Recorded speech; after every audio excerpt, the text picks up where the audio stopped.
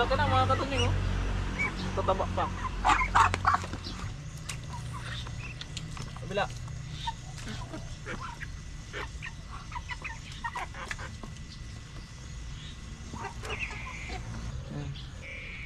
Kaya parang gaganyan natin. Nasatabunan natin ang durog na lupa.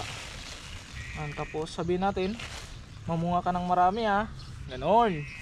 Para maprotektahan sila sa sobrang init ng panahon mga katunying. Ito yung bagong tanim mga katunying. Dahil nga sa nangyari dito, sa sobrang init, ay tinry kong takpan. Di ko alam kung effective mga katunying.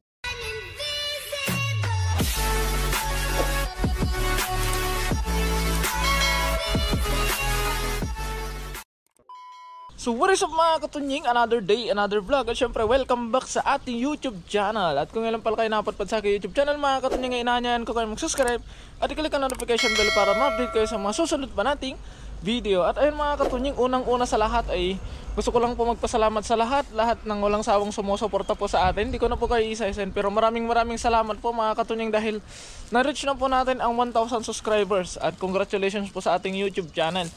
Maraming salamat po mga katunying. At naway wag po kayo magsasawa sa amin, sa akin, sa mga araw-araw nating ginagawa dito sa garden.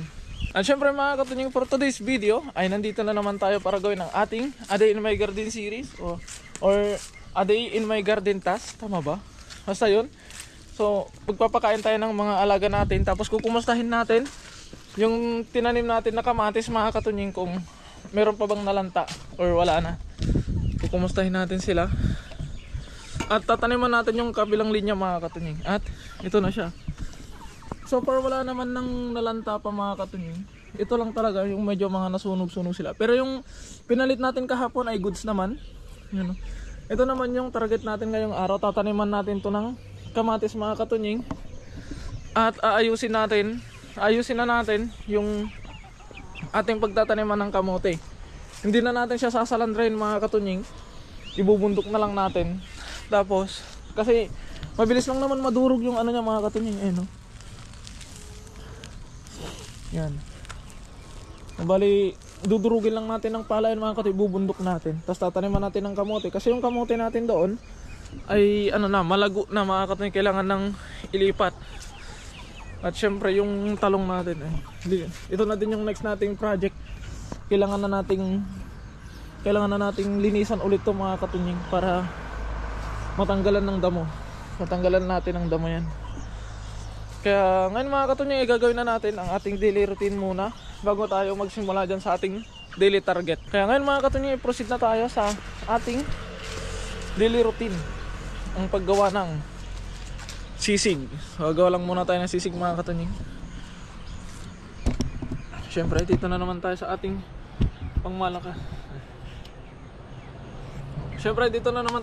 pangmalakasang pwesto. Kulang ako ng mga katunying, ng puno ng saging. Kasi charon.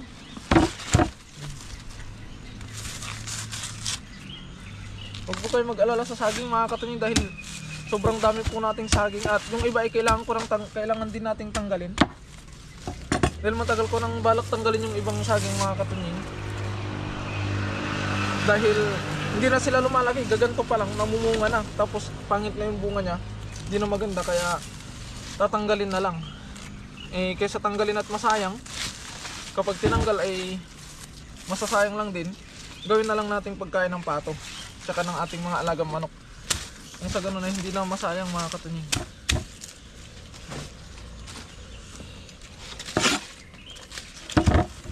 Ito pala yung araw-araw nating ginagawa para sa ating mini garden.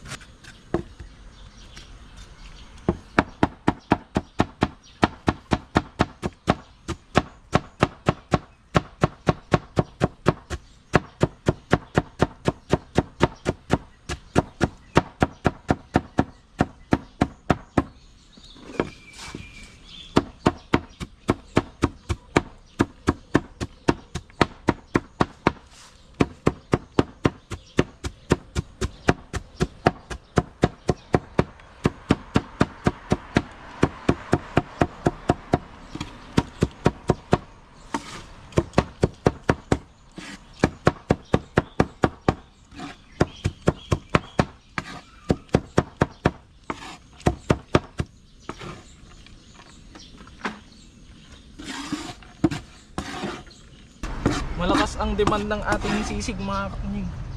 Ano siya? Siyempre haluan natin ng kanin.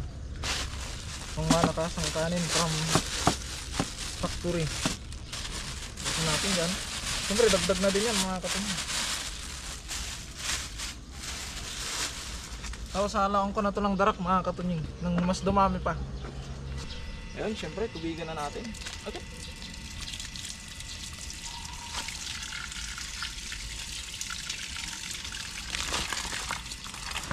Tubig halo.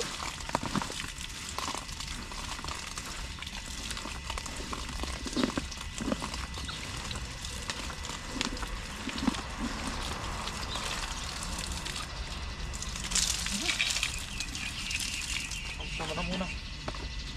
Baka masobra ng tubig eh.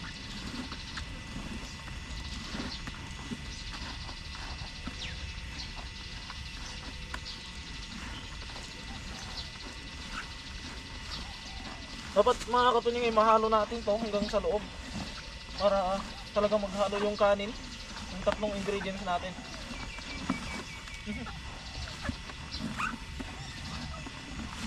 Yan mga katunying. Tsaka yung texture niya dapat sakto lang.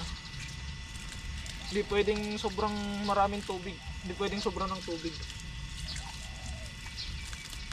Yan siya. Kita ba? Yan siya. Kaya mga katunying, serve na natin. Sumasalubong na sila. Oh, pasok na, pasok. Pasok na. Pasok sila mga katunying. Oh. Salubong na sila sa atin.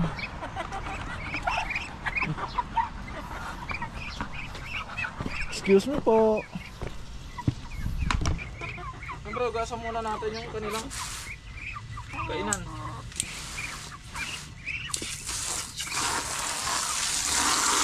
Sabi dyan, loko.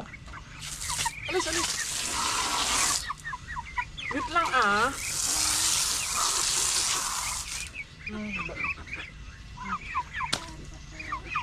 Excuse mo na. Big ito, bugok mo.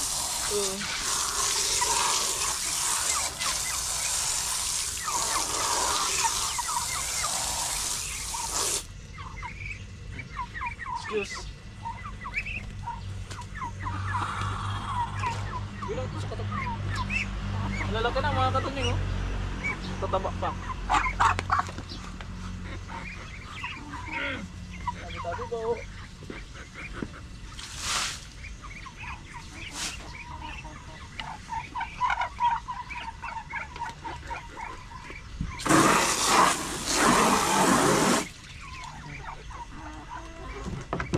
Lalagay muna ako ng tubig.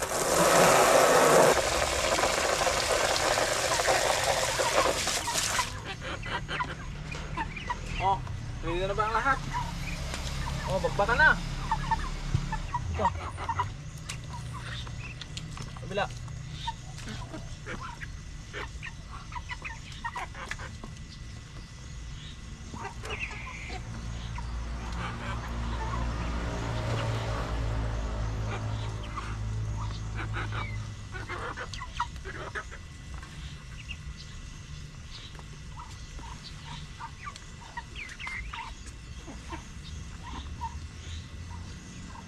Excuse me.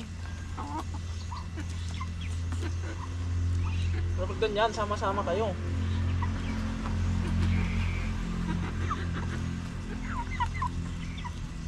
Yan ka na dito, boy.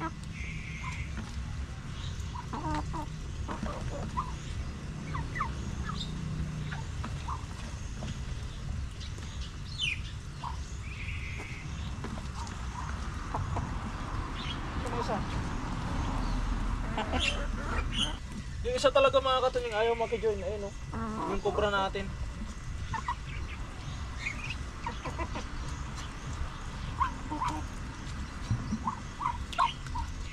Gasan na natin yung nagpintahan natin. Para malinis ulit sa susunod.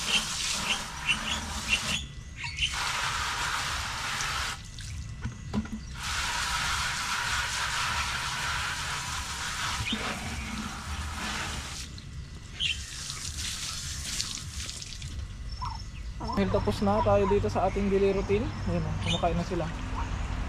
Sarap ng kain nila, boy. Grabe. Ano?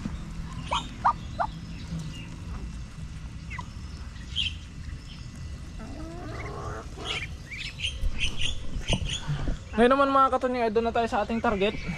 At magtatanim tayo ng kamatis ngayong araw. Para sa mga susunod na araw, ibang project na naman ang ating magagawa mga katunying. Siyempre araw-araw kailangan nating gumawa ng iba't ibang project para tuloy-tuloy ang paglago ng ating garden. Siyempre proceed na tayo dito mga katunying. Yan. At ito yung ating itatanim na kamatis. Ito yung malalaking kamatis mga katunying, yung binili ko nung nakaraan na isang bunga. Tapos ito yung kanyang napatubo nating buto. Ang tagal nilang lumaki dito sa kanilang punlaan, kaya napagdesisyonan kong ilipat na lang sila agad mga katunying. At ay mga katunying, kumuha din pala ako ng durog na lupa. Ayan, para kasi binutas-butasan ko na ito kahapon. Para yun yung ating panggabor mga katunying. Ayan. Kaya parang gaganyan natin. Nasatabunan natin ang durog na lupa. Ayan, tapos sabihin natin, mamunga ka ng marami ha. Ganon. Pero kailangan natin ng tubig mga katunying.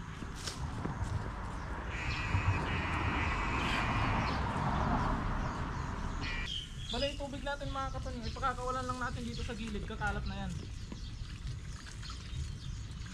Dito lang natin pagkakawalan mga katunying. Para mamaya pag magdidilig na tayo, puno na dito sa gilid, kakamayin na lang natin.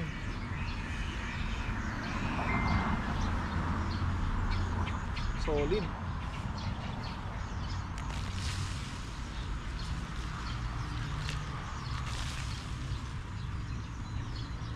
Yun.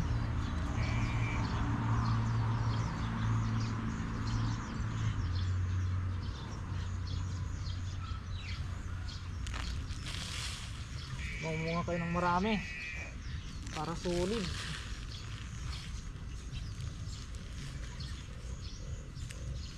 Pagod tayo. Kailangan nating magmadali ng konti mga katunying dahil may limit yung ating oras na naman muli ngayon. Gawa ng tayo ay merong pasok sa trabaho.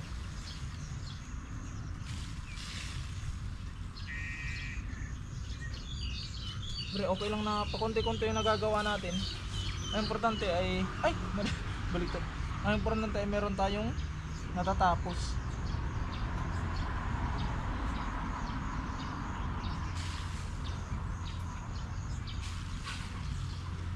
Yun. Agad. Kaya tuloy-tuloy lang sa pangarap. Dahil sabi nga nila ay wala tayong magagawa kung wala tayong gagawin.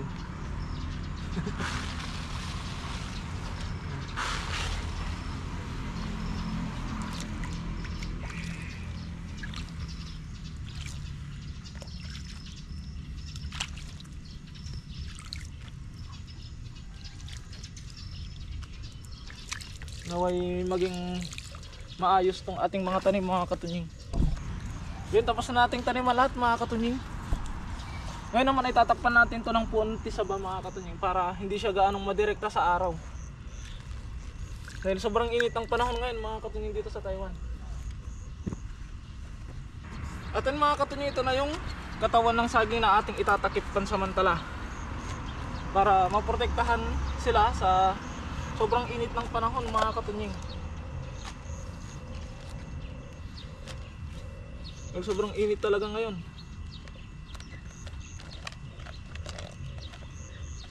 Sana may lang success to.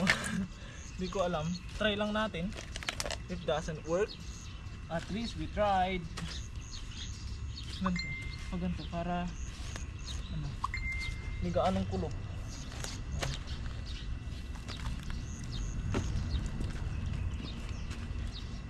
Hindi ko alam kung effective to. Ito mga katunying, bali tapos na natin at gagawin pa sana natin yung sa kamote mga katunying, kaso kapos na tayo sa oras. At ito yung ating natapos ngayong araw.